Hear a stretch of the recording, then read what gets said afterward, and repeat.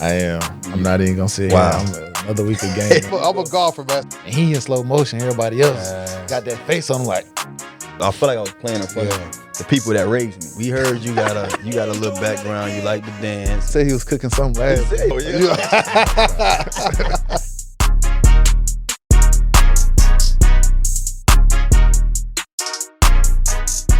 The Players Club is presented by Pepsi, the official soft drink of the Washington Commanders. Welcome to the Players Club, the only podcast where you can catch myself, London Fletcher, and Santana Moss, and some of your favorite Commanders. This week we got Antonio Gibson joining us on the pod, man. AG, thanks for joining us. Appreciate y'all for having me. All right, man, coming in, you guys riding a 3-game winning streak, a wild ending in Indy. What was going through your mind as you watching that final drive? Honestly, usually, it'd be kind of weird, but that 2-minute with Heineke is kind of like his thing. Them long drives put together. If you look back at last year, he makes it happen. Just the competitor being able to extend the play and guys, knowing that he's going to do that and getting open. I was actually comfortable in that situation. That was something I said it before. I was like, man, that's what we best at. I said, go down here and score, and that's what they did.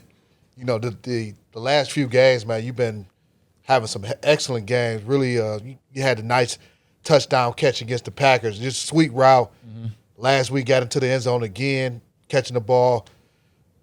When you look at the game plan and you know you're going to be heavily involved, not only just as a running back running the ball, but in the passing game, do you get excited about that? Definitely.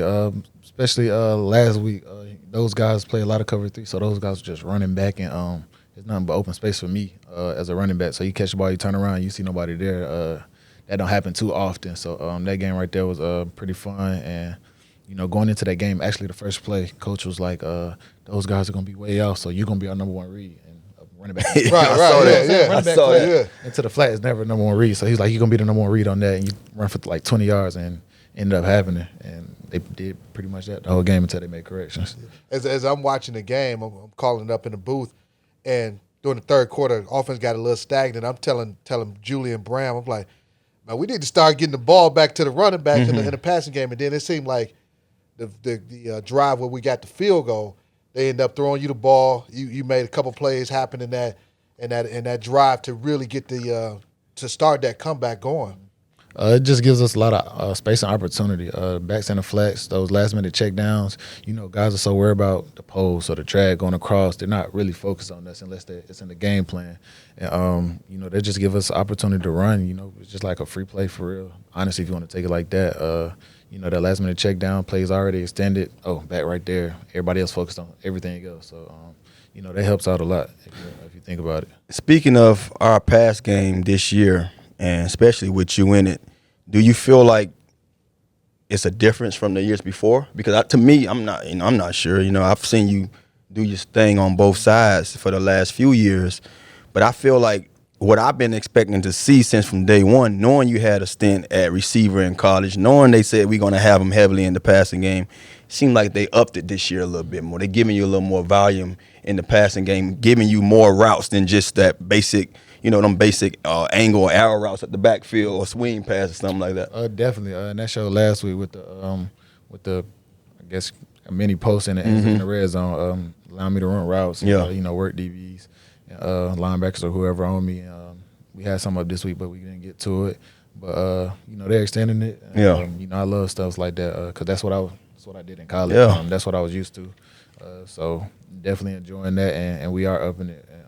I'm loving to see that they're trusting me. Yeah, that's a mismatch that we got to take advantage of most of the time. And you 9 times out of 10, you beating that guy. You mentioned in college you played. Coming out of college, you were a wide receiver. You went to East Central Community College. Once you had success at junior college, who were some of the schools that recruited you out of JC, and how'd you end up deciding to go to Memphis? Well, we had West Virginia was my first one. I always remember that one. Mississippi State, Ole Miss came look at me first year. Bama came look at me first year. Marshall offered, Colorado, of course Memphis, and it was a few others, but I couldn't remember. Those were just some off the top. And, I told myself I was going to the first team that offered me. Really? And that was West Virginia. But as I started going on my visits, you could kind of like feel the love, like people give you, or if you're a priority or not. And, I kind of got that from West Virginia. They came to offer me, but didn't hear nothing from them after that. It was just like, so I felt like that was just like, oh, we're going to give you this. And then Coach Norvell came. I went on a visit, and Coach Norvell was talking to me, made me feel like family. And I just got that feeling, so that's how I ended up coming to Memphis. What are some of the things you spend your time doing outside of football? You know, all the guys that we don't have on the show, man, it seemed like we 100% everybody play games, Video right? games, yeah. So we heard you got a little background. You like to dance. We heard a lot of the different little things. Are you a gamer as well, or? I am. I'm not even gonna say. Wow. I'm another week of gaming. So yeah, I play. So do you guys actually do y'all get up in one spot and just say we gonna all go at it, or do you guys play against each other from your own homes or whatever? Nah, we all be at the crib. But I say like everybody got their friend groups from back home. That's like I feel like that's the time to connect with like your friends back home. Like you here all season. You know they got birthdays coming up, baby showers. All these celebrations they be doing, you can't even be a we in part. the season, so that's the time for like guys. You get on a party with your friends, you just laugh, joke, catch up, and I feel like like you said, I feel like a lot of people do that. Not everybody, but a lot of people do that. So I'm still not into those video games. I wish I was into Are it. you? I know that new Call of Duty just came out. Are you a big? I'm already 55. I'm maxed out. Oh yeah. You waiting on something new, huh? Yeah, man. Call of Duty, man. We had JD on the show a couple weeks back, and he talked about his cooking. Have you had a chance to taste his cooking yet? Man, dude, selfish, man. Nah, he said he was gonna make us some. He said he was cooking something last. He said he was scared to trust you guys. Yeah, man. he said he don't want us talking. He said y'all gonna talk about him, man. So but he always talking about it. But he did say he was gonna make us some. I forgot what it was. I want to say like jerk chicken or something like that. He had made a couple weeks ago. that's sweet. So I'm gonna hold him to it. How is it, man? You know, I mean, and one of the things I got a kick out of just, you know, folks ask me to this day. I think this year makes 8 years since I played my last game. My last year was 2014. And they say, Tanner, you miss it. And I'm like, and I always say, if you'd asked me this, you know, 5 years ago, maybe I would have said, because I wanted to do at least 3 more years. But once it was out of me, it was out of me. How is it, you know, coming to work is one thing. You know, you have fun playing the game. We all, as kids, want to be, you know, pro ball players. But what is it like, you know, just knowing that when you come to work, you got those relationships that you have in those rooms and in that locker room, just with the guys, period, man. Like, how's the camaraderie with the team? You know, I'm not sure, you know, because I remember, like I was telling London this, it's crazy. London probably seen me, we was on some high and by. What's up, we teammates. Yeah. You know, we go to work together. I know I'm going to listen to London. He was a guy that was going, you know, London led, you know, vocally, and he went out there and led by example. I was a guy, I'm gonna lead by example. I'm gonna go out there and play, and then I'm gonna shoot the deuces. I'm off to the crib. Yeah. If you mess with me, you mess with me. For sure. You guys, I've been asking everybody this: do you guys get together outside of here, or is everything you guys do together is right here behind these walls? Yeah, I was just about to say I don't want to speak for everybody, but these guys are like what make it kind of easy to go through the, you know, with all that outside noise going in. These guys come to work, and I always talk about this when people interview, like the fight we got, like. That's a lot of teams don't have that. Like, we'll be down. Like we was just 1-4, now we're 4-4. Like we fight for real. Yeah. And, that's one of the biggest things I like about this team. Still to come on the Players Club. Been blessed to play with like a lot of good running backs. It's a little fun type of draft. Just a little switch up. It's almost like Deion Sanders. Yeah. How fast he was and how athletic he was. And then I seen him throw a baseball from outfield like to first base, and I'm like, we need to go home and we need to defend our territory and make it special. Let's make our place special. Let's make our place special. Watch this, I'm coming up. Watch this. What a catch by De'Ami Brown. I'm coming up. Here we go, Tim on 3. 1, 2, 3.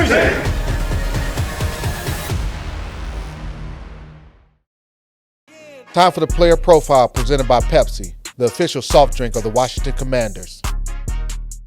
You on a show with Sean Springs, and you talked about coming from an athletic family.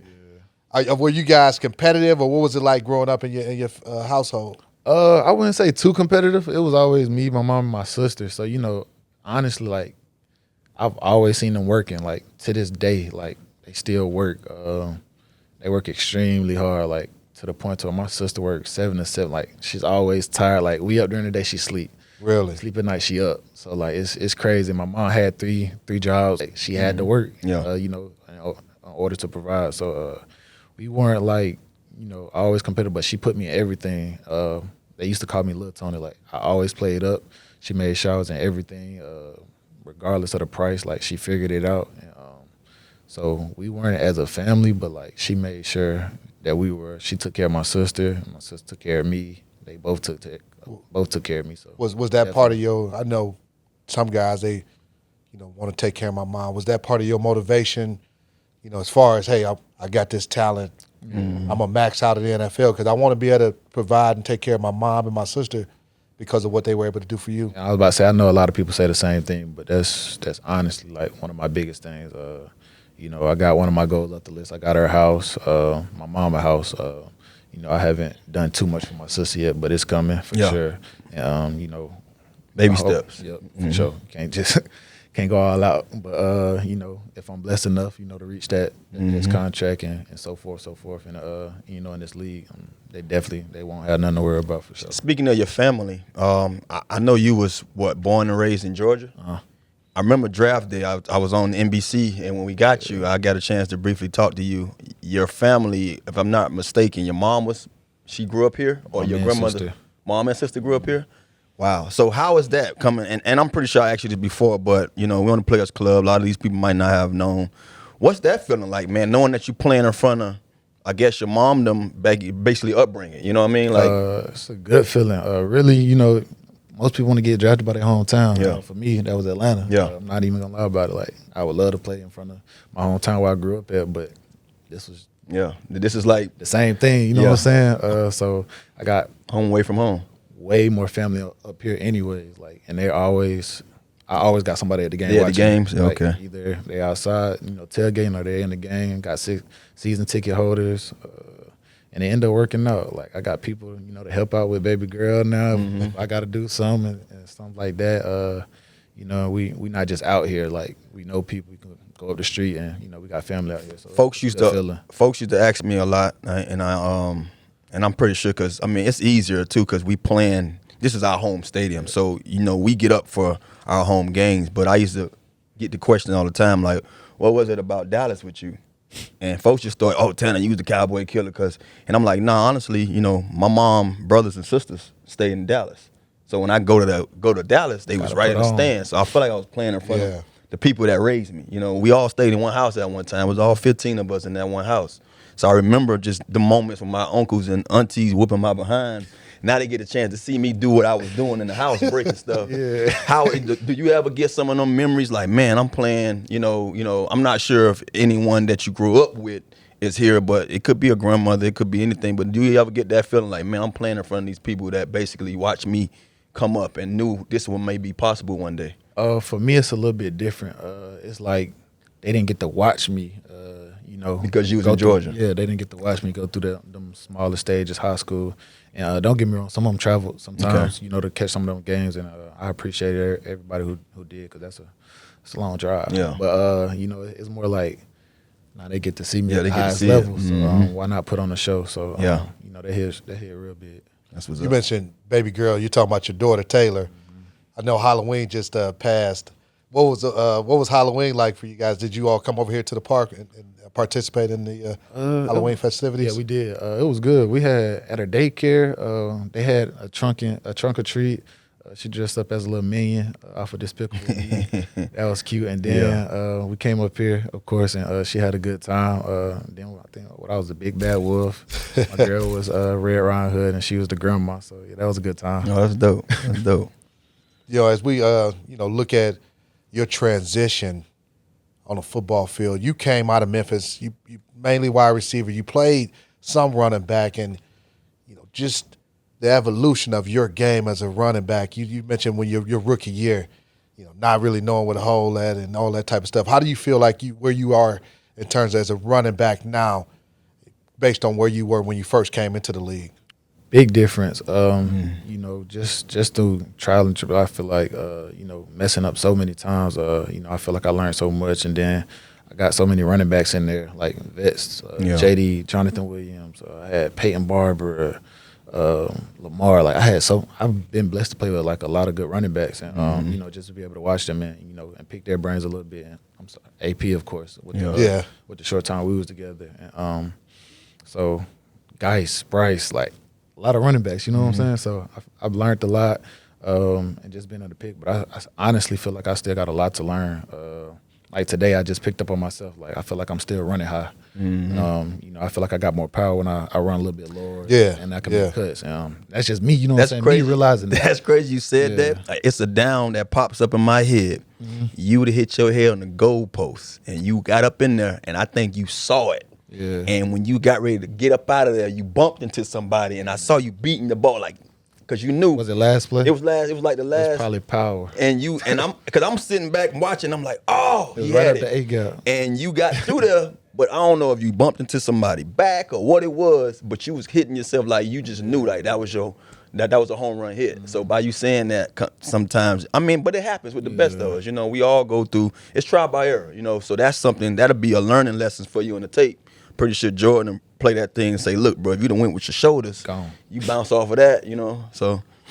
Definitely. You, as you are in the league now, are there any running backs that you kind of study or, just mainly trying to figure out how you can be better, from what coach is telling you, what your other running backs are telling you?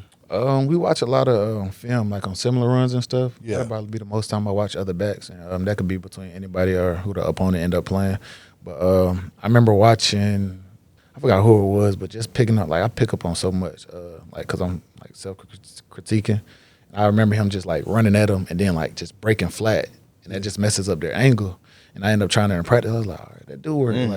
Just trying it out and things like that. And like I said, like I'm with so many backs, and we all run different. And it's so much I could pick up on from practice, and I'm just watching how they run. Jay Will actually, I don't know if he knows, but like he helps me out a lot. Like he always talking to me. I remember last year against Green Bay, he was like, "Hey, just slow down." Like that's all he said. He said, "Slow down, be patient." And I end up like hitting and creasing, and I remember it was another play I almost hit, and I ended up tripping probably because I was running too hard. I ain't pick my feet up, but I ended up hitting for like a couple yards, and I'm like, all right, bet. Yeah, but now he helped out a lot. No, man. Well, we as we have all our guests on this show, they sign a football. We're gonna have you sign a football, and then we're gonna do a draft too. Yeah. Just, a draft. It's a little fun type of draft. Just a little switch up. It's gonna be. It's a draft on the all-time greatest athlete, and we're gonna all get a chance. You're gonna go first, then Santana, then myself, and you get to pick one athlete from each of these categories: a team sport, an individual sport, and a wild card. Then it could be an athlete from any gender or sport. Just needs to match that category. Your wild card can be any athlete from any sport. So we're gonna have three different options or three different categories. And first of all, your all-time greatest athlete of a team sport. We're gonna go one at a time. And Team sport. All-time greatest athlete from a team sport. This be interesting because we're, he's a lot younger, and you and I, Tana, a little bit older. But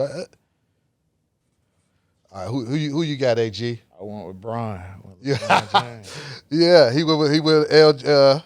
I went with prime time, Deion Sanders. So Gibson, AG went with LeBron James.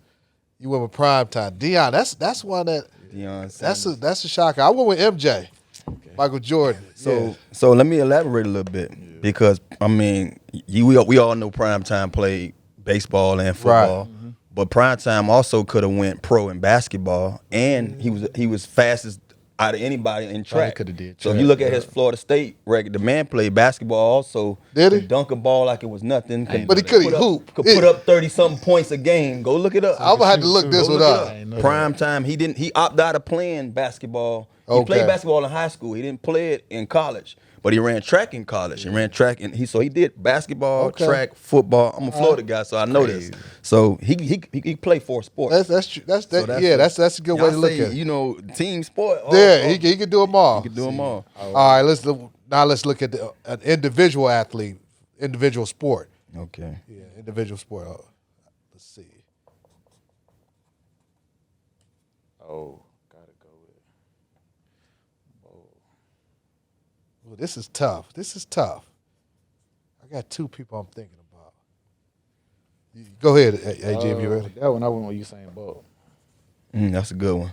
What about you? I got Serena Williams. You know? Yeah, I thought I almost went with Serena, but I went with Tiger. Yeah. I'm a golfer, man, so I had to go with Tiger I went Woods. with Serena one because you got to get like these ladies got to give them some love for her to do what she's done all her career. Her and her sister came into the game together. I mean, man, it's phenomenal. She's just played her last match recently. Yeah. And she's about pushing 40 now or something like that, or She's over 40. 40s, Or is she just turned? I know she's a 40? little younger than me, so I'm Little over 43. 40. So I'm gonna say my age. It's all good. What made you pick a Bolt? Man, just somebody who make it look easy every time. It's crazy to see him run and the smiles he be laughing, turning around, and he in slow motion. Everybody else got that face on him like graining and straining. So it's just crazy. So I had to go with Bolt for that one. All right, last one, the wild card athlete. They can play any sport? Any sport. Individual, male, female, doesn't matter. In any sport. Okay. The wild card.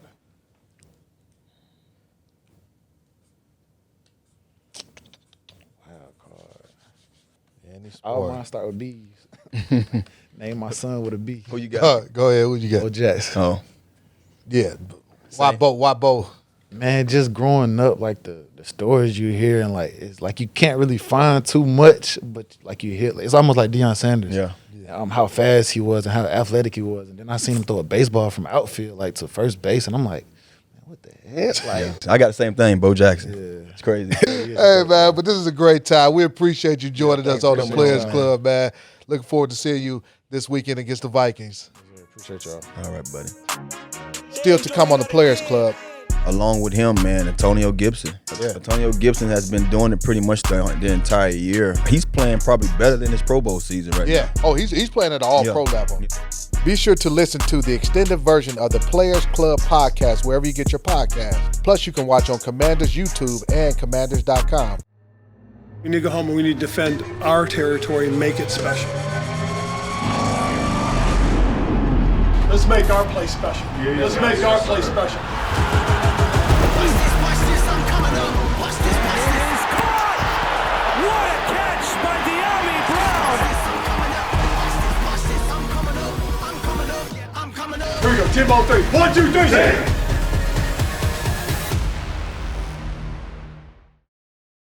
Doing that again.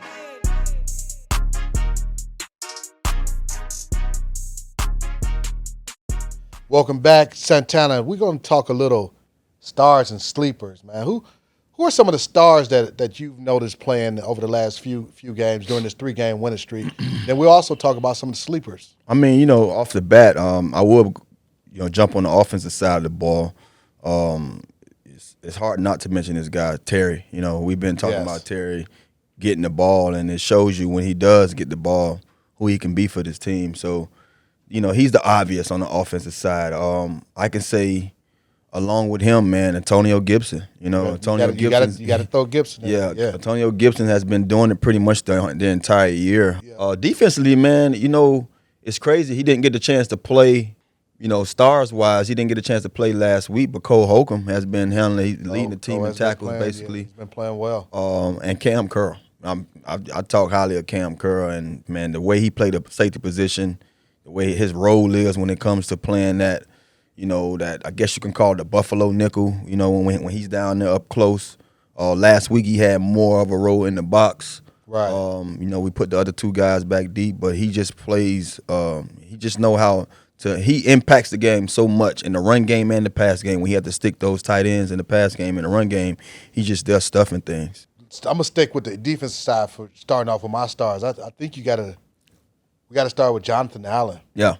Oh yeah. J.A. He's been. Guys.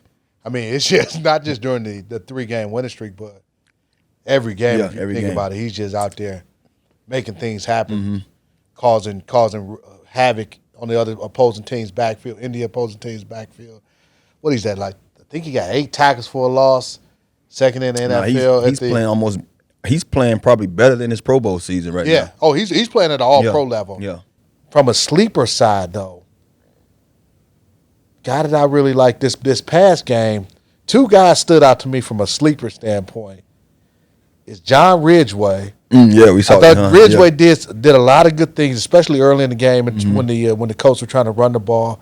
And Bobby McCain played well. McCain, yeah. They had him. You mentioned with Cole being out last week, so they had Curl playing a lot more. Mike Backer, with ended Forrest up and McCain back. and that put Bobby at the Buffalo nickel spot. He made a lot of nice plays in that ball game. So guys that like those two guys defensively really stood out for me. I mean, we can talk, about several more stars and sleepers, but we're gonna have to say that maybe for next week. Next time. As always, always have a great time chopping up with you. Can't wait to be back here next week on the Players Club. For sure.